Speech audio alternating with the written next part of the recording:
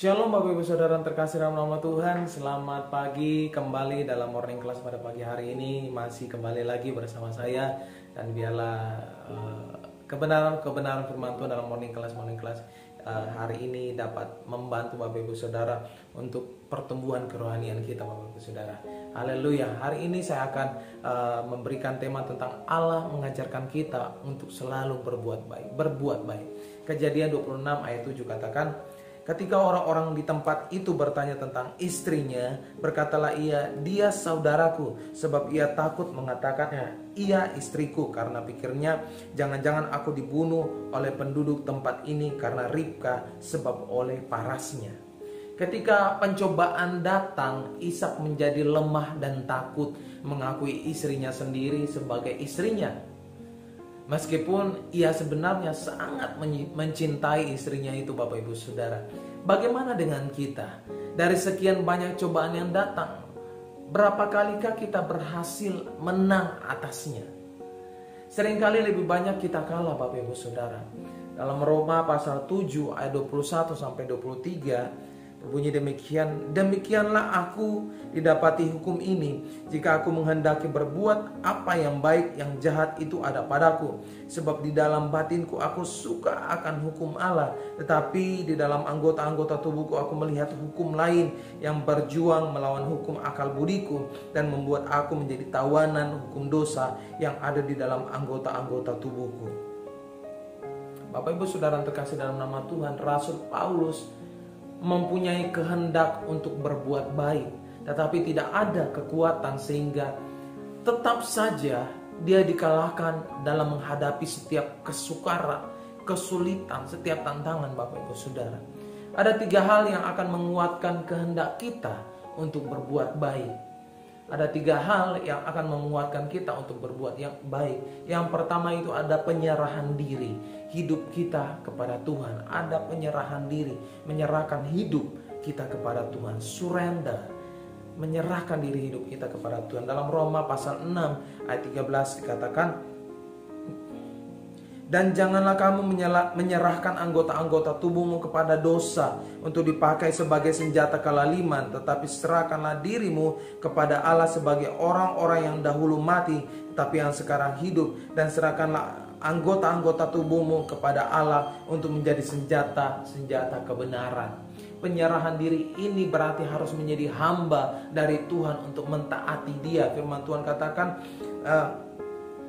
janganlah kamu menyerahkan anggota-anggota tubuhmu kepada dosa untuk dipakai sebagai senjata kelaliman. Berhati-hati Bapak Ibu Saudara.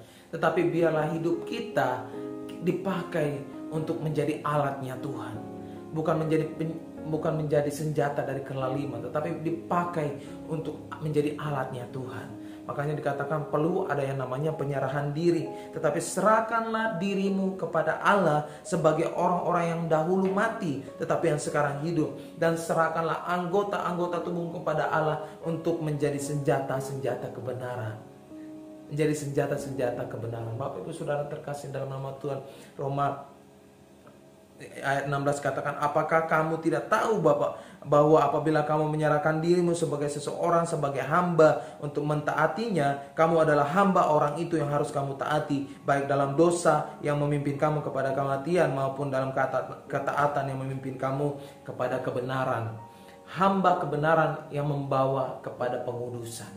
Jadilah hamba kebenaran yang membawa kepada pengudusan. Di ayat 19 dikatakan, aku mengatakan hal ini secara manusia karena kelemahan kamu, kelemahan kita Bapak Ibu Saudara. Sebab sama seperti kamu, sama seperti kita telah menyerahkan anggota-anggota tubuhmu menjadi hamba kecemaran dan kedurhakaan yang membawa kamu kepada kedurhakaan. Demikian hal kamu sekarang harus menyerahkan anggota-anggota tubuh menjadi hamba kebenaran yang membawa kamu kepada pengudusan. Membawa kepada pengudusan. Bapak Ibu Saudara, mari serahkan hidupmu. Ada penyerahan diri. Hal yang menguatkan kehendak kita untuk berbuat baik, agar kita bisa dapat berbuat baik, yaitu adalah kita melakukan penyerahan diri kepada Tuhan. Yang kedua, roh Tuhan harus ada dalam kita, harus tinggal di dalam kita, harus berdiam di dalam kita. Dalam Roma 8 ayat 2 katakan, roh yang memberi hidup telah memerdekakan kamu dalam Kristus dari hukum dosa dan hukum maut. Karena roh itu akan memerdekakan kita, akan memberikan kita hidup dari hidup dari hukum dosa dan hukum maut, Bapak Ibu Saudara. Kemudian di ayat 11 katakan, dan jika roh Allah, roh Yesus yang telah membangkitkan Yesus dari antara orang mati diam di dalam kita, di dalam kamu, maka Ia yang telah membangkitkan Kristus Yesus dari antara orang mati akan menghidupkan juga tubuhmu yang fana itu oleh rohnya yang diam di dalam kamu. Sungguh luar biasa Bapak Ibu Saudara, ketika roh Tuhan ada di dalam hidup kita, Bapak Ibu Saudara. Ayat 13 katakan, sebab jika kamu hidup menurut daging, kamu akan mati. Tetapi jika oleh roh kamu mematikan perbuatan-perbuatan tubuhmu, maka kita akan hidup. Maka kamu akan hidup, firman Tuhan katakan. Biarkanlah diri kita dipimpin oleh roh, dituntun oleh roh. Untuk mengalami tuntunan roh, kita harus izinkan roh itu berdiam dalam hidup kita. Kita harus izinkan, kita harus mengundang roh itu untuk berdiam dalam hidup kita, Bapak Ibu Saudara.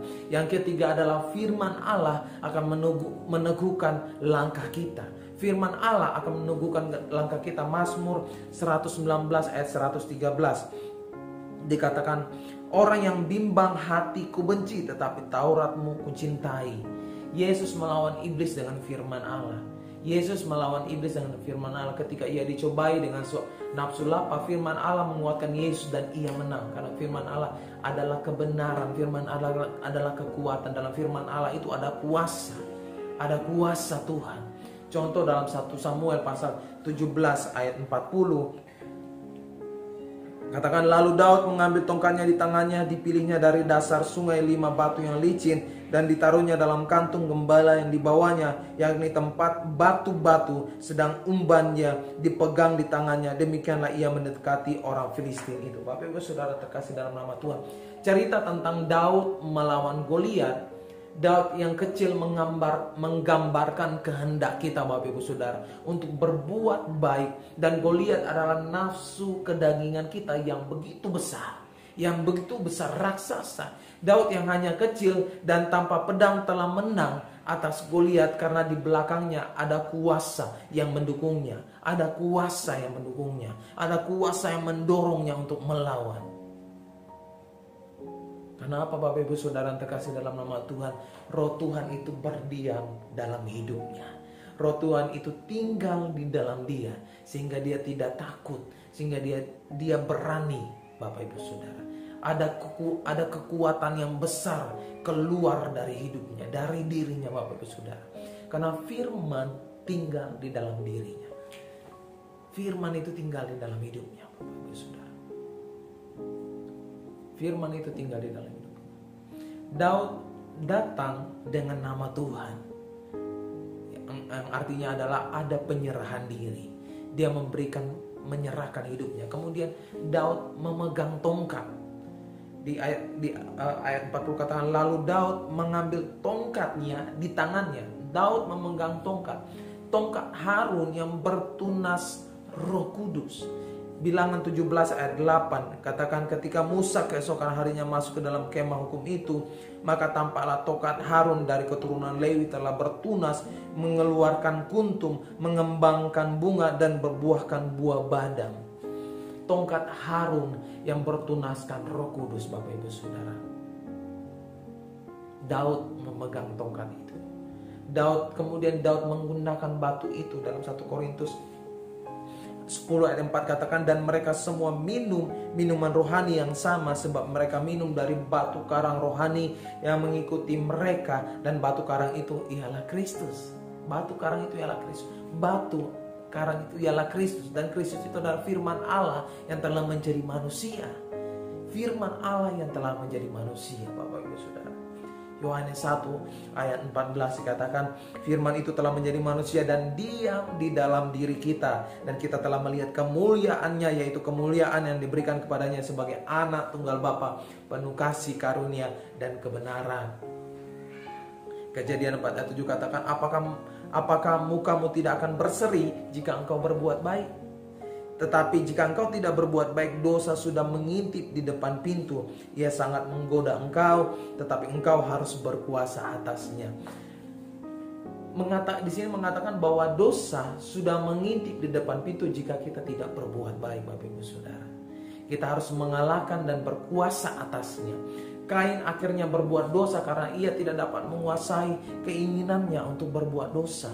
Milikilah kekuatan dari Tuhan untuk dapat melakukan kehendak yang baik dan mengalahkan dan menaklukkan setiap dosa dan cobaan, Bapak Ibu Saudara. Untuk itu perlu adanya namanya penyerahan diri, perlu adanya roh Tuhan yang masuk dalam hidup kita, yang tinggal di dalam hidup kita. Perlu adanya firman Allah yang terus meneguhkan langkah kita, sehingga kita dapat melakukan hal-hal yang baik, yang pastinya untuk kemuliaan nama Tuhan, Bapak Ibu Saudara. Allah mengajarkan kita untuk terus berbuat baik, melakukan pekerjaan-pekerjaan yang baik, Bapak Ibu Saudara. Mari kita berdoa. Terima kasih Bapak, terima kasih Tuhan. Seperti firman-Mu Tuhan mengarahkan kami untuk terus berbuat baik, mengajarkan kami untuk melakukan hal-hal yang baik. Oleh karena itu Bapak, tuntun kami dan biarlah firman-Mu tertanam dalam hidup kami. Oh Tuhan, firman-Mu itu membawa kami, menuntun kami ke jalan yang baik, sehingga kami dapat melakukan hal-hal yang baik bersama Engkau Tuhan. Mampukan kami untuk dapat menaklukkan setiap dosa-dosa kami Bapak, untuk menantang setiap dosa-dosa kami, menantang setiap hawa nafsu kami Bapak.